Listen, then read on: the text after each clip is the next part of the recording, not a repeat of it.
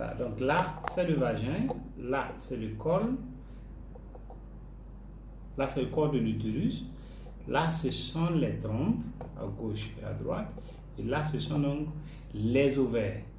Donc, les différentes causes de l'infertilité féminine, ça va s'intéresser en fait donc à chaque partie donc de l'appareil génital. Il y a en fait donc les causes tubaires, donc ce qui concerne donc les trompes, vous entendez parler souvent donc de trompes bouchées, de pourquoi. Ensuite, il y a les causes utérines, qui concernent donc l'utérus lui-même.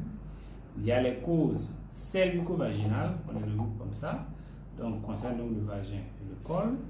Il y a en fait donc les causes ovariennes, beaucoup plus connues en fait donc sur les troubles donc de l'ovulation.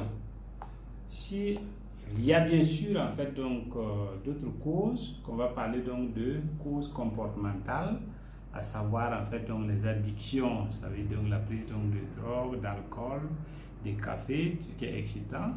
Et aussi donc autre cause comportementale, on va parler en fait donc des pratiques sexuelles, certaines pratiques sexuelles.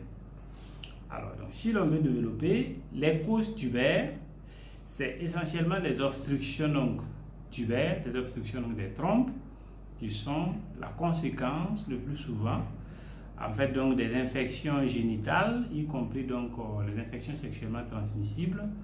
Ensuite les salpingites chroniques, donc l'infection chronique des trompes, et elles sont également donc la cause en fait donc d'une maladie qu'on appelle l'endométriose.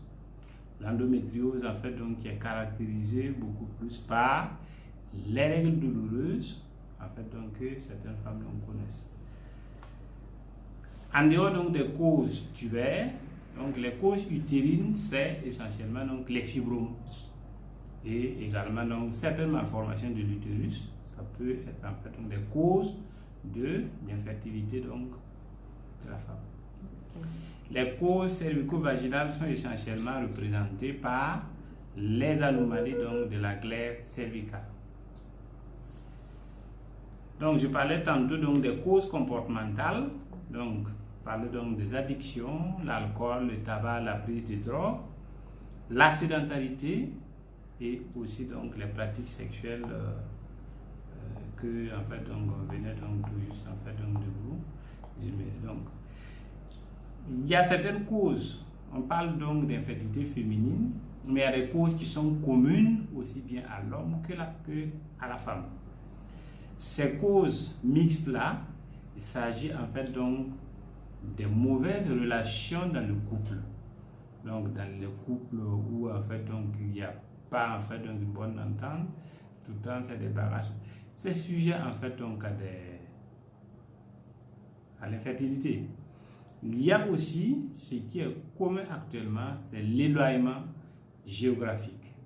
L'éloignement géographique, entendez par là, alors vous avez des gens chez qui, bon, le mari est aux États-Unis, la femme est à Ouaga ici, ou alors le mari est en fait donc dans un point le plus éloigné du Burkina, la femme en fait donc est là, ou alors en fait donc le monsieur il a été affecté dans une ambassade, il a eu en fait donc un boulot, alors il doit aller dans un autre pays, etc. Donc tout ça c'est en fait donc des éléments qui prédisposent la femme en fait donc à l'infertilité. Donc c'est pas seulement la femme et l'homme. Et on pourrait citer aussi, donc dans les causes mixtes là, la polygamie.